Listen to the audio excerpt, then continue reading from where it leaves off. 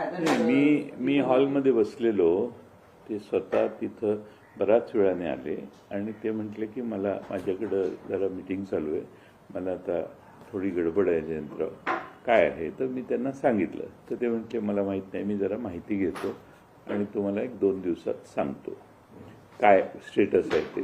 मी म्हटलं आता स्टेटसमध्ये काय अपात्र ठरलेले आहेत, त्यात आम्ही अपील करणार आहे.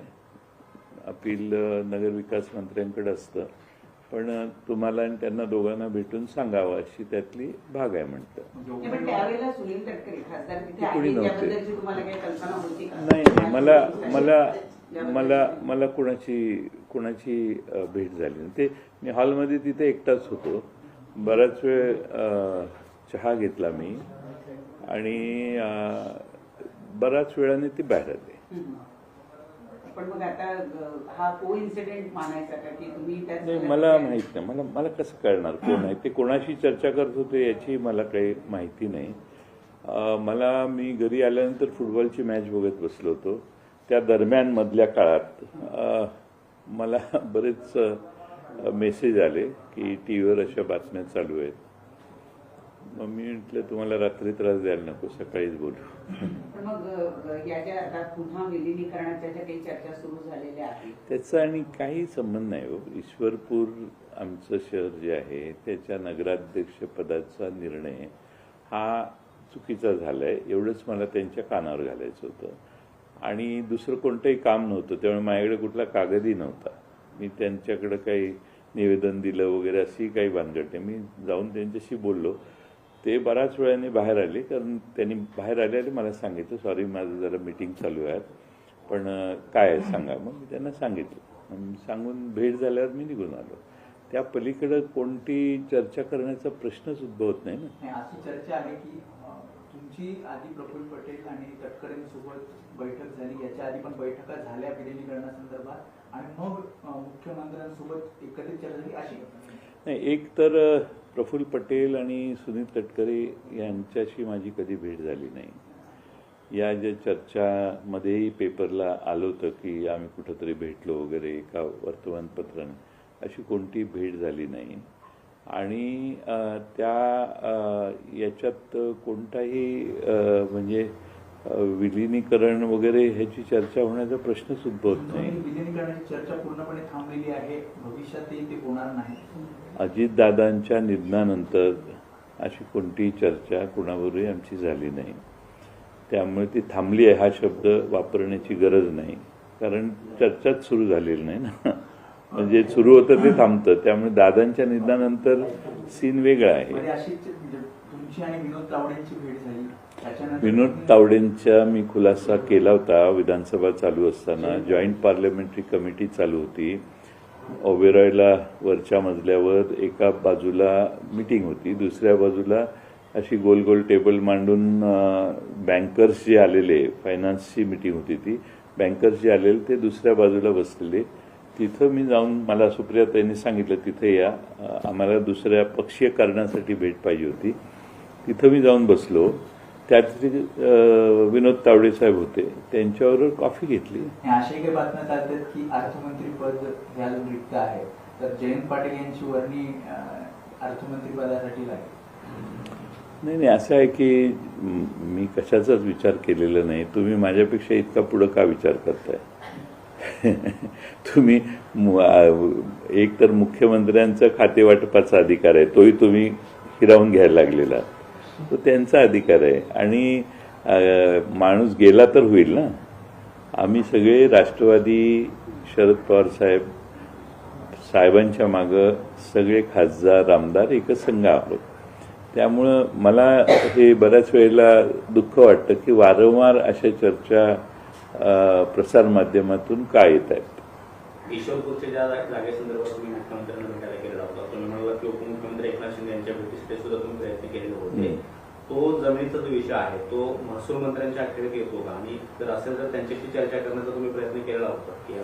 नाही, महसूल मंत्र्यांच्या अखेरीत तो विषय येत नाही. तो नगरपालिकेचा विषय नगरविकास मंत्री एकनाथ शिंदे यांच्याकडेच येतो, हे मलाही माहीत होतं. आणि त्यासाठी त्यांच्या भेटीची काल आमचे नगराध्यक्षही आलेले, भेटीची प्रयत्न केला, पण ते त्यांचा फोनच बंद होते. मग नंतर कळलं की दिल्लीला रवाना झालेत ते. आणि त्यानंतर मग नगराध्यक्षच खरं माझ्यावर येणार होते, पण बराच वेळ झाला, भेटीची वेळ मिळाली नाही. मग मी नगराध्यक्षांना म्हटलं आज काय भेटायची शक्यता दिसत नाही, तुम्ही जावा. आणि त्यानंतर मला ते अटल सेतूच्या पलीकडे गेल्यावर मला कळलं की आपण 10:15 10:30 आलात तर चालेल. मग मी तिकडे गेलो. गेले काही दिवस खूपच योगायोग घडतायत का? म्हणजे प्रफुल्ल पटेल यांचं हे वक्तव्य की राष्ट्रवादीमध्ये, त्यांच्या राष्ट्रवादीमध्ये माहित पोकळी नाही. निर्माण झाली आहे. त्यानंतर त्यांच्या पक्षाच्या राष्ट्रीय अध्यक्षांना नोटीस बजावली जाणं, त्यानंतर तुम्ही भेटायला जाणं, थोड्या वेळाने हे नाही, सगळं. असं आहे, मला दुसऱ्या पक्षावर बोलायचा काही अधिकार नाही. तो त्यांच्या पक्षाचा अंतर्गत प्रश्न आहे. माझ्या पक्षात अंतर्गत कोणतीही घालमेल नाही, सगळे शांत आहेत आणि आम्ही सगळे एकत्रित आहोत. त्यामुळं दुसऱ्या पक्षांवर मी बोलणं योग्य नाही. आणि कालच्या भेट जी आहे, आता हे आपण ज्यांचा उल्लेख करताय ते दोघं जर मला भेटले असते तर मी तुम्हाला सांगितलं असतं हो भेटले म्हणून. भेटच झाली नाही तर मी हो तर कसं म्हणू. त्यामुळं माझा काही त्यांच्याशी संपर्क होण्याचा प्रश्न यापूर्वी नाही. सुप्रियाताईंच्या लग्नात मात्र हे दोघंही आलेले होते. दोघांची माझी 5 मिनिटं उभ्या त्यांचं स्वागत आम्ही सगळ्यांचंच करत होतो, त्यावेळी त्यांची भेट झाली. दुसरा मुद्दा डिलिमिटेशनचा आहे. डिलिमिटेशनच्या बिलाला राष्ट्रवादी पक्षाकडून समर्थन दिलं जाणार आहे अशी माहिती आहे. तुमच्याकडे काही अपडेट्स त्या संदर्भात? आमचे ते 8 खासदारांची जी एकत्रित आहेत ते सुप्रियाताई त्यांचं नेतृत्व करतात. सुप्रियाताईंच्या वरती जबाबदारी आहे. डिलिमिटेशनचं बिल, 1 नेशन 1 इलेक्शनचं बिल, 2-3 महत्त्वाची बिलं येणार आहेत. तर सुप्रियाताई मध्ये आधी सांगत असतात हे असं चाललेलं आहे. तर त्या सुप्रियाताई त्याचं धोरण ठरवतील असा आम्हाला विश्वास आहे. त्यांची महिलांच्या आरक्षणाच्याबद्दल विशेष आग्रही त्या नेहमीच राहिलेल्या आहेत. त्यामुळं कदाचित त्या बाबतीत त्यांच्या स्तरावर निर्णय होईल काही. पण सर, मतदारसंघाच्या पुनर्रचनेसंदर्भात जर घटना दुरुस्ती विधेयक आलं तर मग त्या संदर्भात पक्षाची भूमिका सकारात्मक राहील? नाही, आता काय हे बिल संसदेत येणार आहे. मी विधानसभेचा सदस्य आहे, त्यामुळं मी संसदीय कामकाजाविषयी बोलणं हे त्यांच्यात हस्तक्षेप केल्यासारखं होईल. पक्ष पक्षाची जी काही चर्चा झालेली आहे, पक्ष म्हणून जी भूमिका आहे ती पक्षाचे त्या आमच्या राष्ट्रीय कार्याध्यक्ष आहेत त्या ठरवतील ना. मी त्यांच्या अधिकारावर हस्तक्षेप करणं हे ethically not correct. Sir, Hindi में बताइए कि मराठी में पूरा करते पहले हो गया. सर, बीते दिनों आपकी मुलाकात विनोद तावड़े से होती है, उसके कुछ दिनों बाद आप मुख्यमंत्री से मुलाकात करते हैं. ऐसे में सियासी गलियारों में कई तरह की चर्चा जो है वो चल रही है. चर्चा, एक सबसे आम चर्चा जो है वो ये है कि एनसीपी शरद पवार गुट एनडीए के करीब होना चाहती है, इसीलिए जयंत पाटिल साहब जो है लगातार मुख्यमंत्री से मुलाकात कर रहे हैं और तालमेल बिठाने की कोशिश कर रहे हैं. क्या स्पष्टता है? लगातार कब मैं मिला उनको? मैंने मेरे मतदार संघ में एक समस्या थी. वो नगराध्यक्ष को अवैध ठहराया गया जो 7,000 वोटों से चुन के आया. उसके बारे में मुझे मुख्यमंत्री जी को मिलना और एकनाथ शिंदे साहब को मिलना आवश्यक था. एकनाथ शिंदे साहब दिल्ली चले गए, मुख्यमंत्री जी यहाँ पे मौजूद थे. मैंने टाइम मांगा, उन्होंने टाइम दिया. उन्होंने मेरे से मुलाकात की 5-10 मिनट. मैं मुझे जो कहना है उनको कहा और मैं वापस आया. मेरे को मुख्यमंत्री जी के साथ पॉलिटिकल चर्चा करने का कोई अवसर नहीं मिला, ना तो मैं कोई कोशिश की. एनसीपी को लेकर जो बातें चल रही हैं, शरद चंद्र पवार पार्टी को लेकर बातें चल रही हैं कि एनडीए के नए सहयोगी दल के रूप में उन्हें भविष्य में देखा जा सकता है. इससे लेकर पार्टी में अंदरूनी कुछ चर्चा हो रही है सर? हमारे पार्टी में अंदरूनी कोई चर्चा नहीं चालू. हमारी जो भी दिल्ली की दिशा है वो हमारी नेता सुप्रियाताई सुले वो दिल्ली में बैठ के हमारे जो 8 सांसद हैं उनको विचार में रखे, उनके साथ विचार विमर्श करके तय करेंगे। डिलिमिटेशन बिल को लेकर सर क्या कुछ बातें चल रही है पार्टी के अंदर, क्योंकि एक तबका ये भी है जो ये कह रहा है कि इस मुद्दे पर, खासतौर पर डिलिमिटेशन पर शरद चंद्र पवार की पार्टी जो है वो समर्थन दे सकती है एनडीए को, अगर साथ में नहीं तो बाहरी तौर पे ही सही। वैसे हमारे साथ कोई चर्चा नहीं हुई है, लेकिन सुप्रिया ताई ने उनके सारे दूसरे 7 संसद साथी हैं, उनसे कुछ बातचीत की होगी। पवार साहब भी है, उनसे भी बातचीत की होगी। अब क्या निर्णय हुआ है मुझे मालूम नहीं। वैसे डिलिमिटेशन में बहुत संख्या बढ़ने वाली है एमएलए और एमपी की, और उससे प्रशासन के ऊपर कोई भार आ सकता है, बहुत एडमिनिस्ट्रेटिव कॉस्ट बढ़ेगी, ऐसा मेरा व्यक्तिगत स्वरूप से मत है। और अगर एमपी और एमएलए की संख्या बढ़ाने से पहले एडमिनिस्ट्रेशन अगर बहुत एफिशिएंट किया तो मुझे लगता है ये संख्या बढ़ाने की आवश्यकता नहीं रहेगी। अब ये मेरा व्यक्तिगत मत है, और ये लेकिन उसमें एक दूसरा भी ये है कि मुद्दा है कि महिलाओं के आरक्षण का मुद्दा भी उसमें है। मैं चाहता हूं, अभी ये महाराष्ट्र में 288 एमएलएज है तो उसमें 30% रिजर्वेशन हुआ तो भी हो सकता है, करना है तो। लेकिन ठीक है, वो दिल्ली के केंद्रीय नेतृत्व का प्रश्न है, वो हमारे वहाँ पे उनसे सबसे विचार विमर्श करके तय करेंगे। सर, अजीत दादा के निधन के बाद क्या हम ये मान के चले कि मर्जर की तमाम कोशिशों पर पूर्ण विराम लग चुका है या संभावनाएं बनी हुई हैं? नहीं, देखो, अजीत दादा के पहले यहीं पे काफ़ी वक्त 13-14 बार मेरी और अजीत दादा से बातचीत हुई थी। उनके निधन के बाद दूसरे या उसी दिन मैंने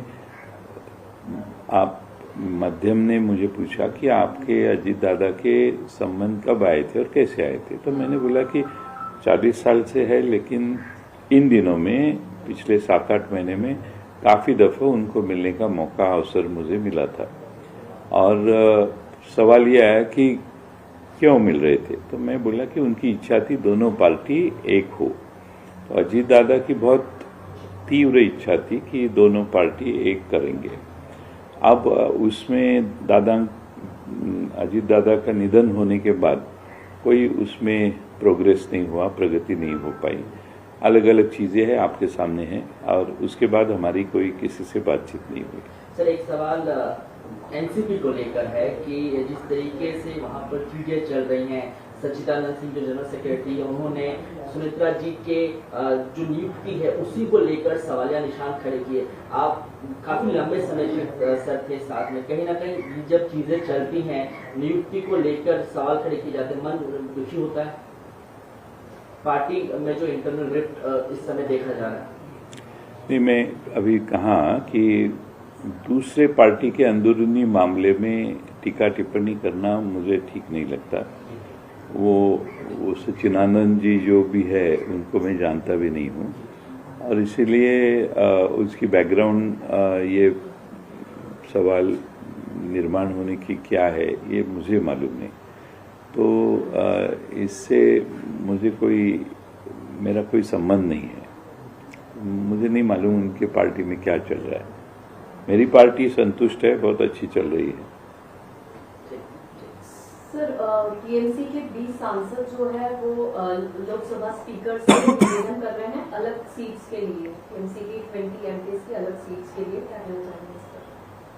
तृणमूल कांग्रेस के यस, टीएमसी रिबेल जो सांसद है, यानी रिबेल सांसद, यस, वो करेंगे ही ना। वो तो अभी वो जब चालू होगा 20 तारीख को पार्लियामेंट, तो उनको बैठने के बारे में वो तो स्पष्टीकरण और रिक्वेस्ट तो करेंगे ना सभापति से। स्पीकर ही उसका अरेंजमेंट, उनके बैठने की अरेंजमेंट कर सकते हैं। तो इसीलिए उनको लिखना तो पड़ता है कि हमारा अलग गुट हुआ है और हमें बैठने के लिए जगह दीजिए। सर बीजेपी जो है पार्लियामेंट में ये इस बार का जो सेशन आएगा उसमें कोशिश करने वाली कि 121 जो कॉन्स्टिट्यूशन अमेंडमेंट बिल है वो वापस लाने की कोशिश करने वाली, क्या कहना चाहिए?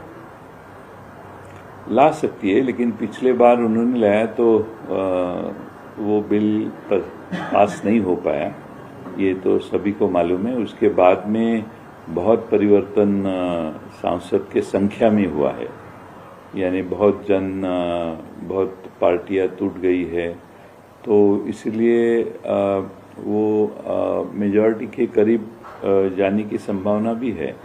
तो अभी पिछले बार जब वोटिंग हुआ था उसके बाद में ये बार इसमें कुछ अंतर है, और हमें ऐसा लगता है कि बीजेपी ये कोशिश फिर एक बार कर सकती है। सर उबाटा के चीफ उद्धव ठाकरे जी ने जो है सोनम वांगचुक और ये अभिजीत दिपके जी को, जो कांग्रेस जनता पार्टी के गद्दार है, उन्हें जो है अपना सपोर्ट डिक्लेयर किया है। खुलेआम क्या कहना चाहेंगे उसको, इस स्टेटमेंट पर? देश के नौजवानों के सामने जो परिस्थिति है, नीट जैसी परीक्षा के पेपर लीक होते हैं, उसका निषेध अभिजीत दिपके कर रहे हैं और सोनम वांगचुक उनको सपोर्ट कर रहे हैं। मुझे लगता है काफी दिन हुए सोनम वांगचुक अनशन पे बैठे हैं। मुझे लगता है कि ये नीट के बारे में लोग जो मांगते हैं वो शिक्षा मंत्री का इस्तीफा मांग रहे हैं बच्चे लोग, यंग जनरेशन। और सोनम वांगचुक जैसा एक नेता जो अनेक सब विषय, एनवायरनमेंट से लेके कई सब्जेक्ट से रिलेटेड है, उनका बहुत बड़ा योगदान है, उनको इतने दिन अनशन पे बैठने के लिए रखना ठीक नहीं है। सरकार ने इसके ऊपर कुछ विचार करना चाहिए और इंटरवीन करना चाहिए। तो सोनम वांगचुक की जो है दिन तबियत जो है वो खराब होती जा रही है। उद्धव जी ने ये भी जिक्र किया था कि उनकी हालत जो है वो खराब होती जा रही है। मैंने उनसे निवेदन किया था कि वो पीछे ले लें, लेकिन नहीं ले रहे। ऐसे में क्या महाविकास आघाड़ी उनके साथ खड़ी है? ऐसा है कि ऐसी महाविकास आघाड़ी, उद्धव जी हमारे महाविकास आघाड़ी के नेता है, जब उन्होंने कहा तब हम सब उस लाइन पे ही बात करेंगे ना। लेकिन महाविकास आघाड़ी की तरफ से उन्होंने इतने देर बैठना ठीक नहीं है, ये उद्धव ठाकरे जी ने कहा है। और सबका ही कहना इतना है कि अभी इतने ज्येष्ठ सोनम वांगचुक को इतने दिन अनशन पे रखना ठीक नहीं है। सरकार ने जल्द से जल्द इंटरवीन करना चाहिए और सोनम वांगचुक ने भी उनका जो उपोषण है वो वापस लेना चाहिए। सर आपको क्या लगता है, आपकी क्या राय है, क्या शिक्षण मंत्री को इस्तीफा दे देना चाहिए नीट और टीईटी पेपर लीक? ये सरकार में इस्तीफा देने की सिस्टम नहीं है। कुछ भी हुआ तो भी मंत्री इस्तीफा नहीं देते, और देश की नई जनरेशन है, उनको भारी अपेक्षा थी कि इस्तीफा हो जाए। सर तो 20 तारीख को प्रोटेस्ट करने वाले हैं ये अभिजीत दिपके और उनकी पार्टी के जो भी युवा कार्यकर्ता हैं, क्या आपका समर्थन रहेगा या एनसीपी से पूरा समर्थन रहेगा? प्रोटेस्ट तो चालू है अभी उधर, 20 तारीख को संसद चालू होने वाली है और प्रोटेस्ट तो लगातार पिछले दिन चालू है। महाराष्ट्र से कई यंग लड़के जाके आ चुके हैं। हमारी पार्टी के भी कुछ यंग युवा कार्यकर्ता जाके आ चुके हैं और सबकी सहानुभूति दीपक ये अभिजीत दिपके के पीछे है। सोनम वांगचुक का अनशन समाप्त हो, इसलिए सबकी इच्छा है।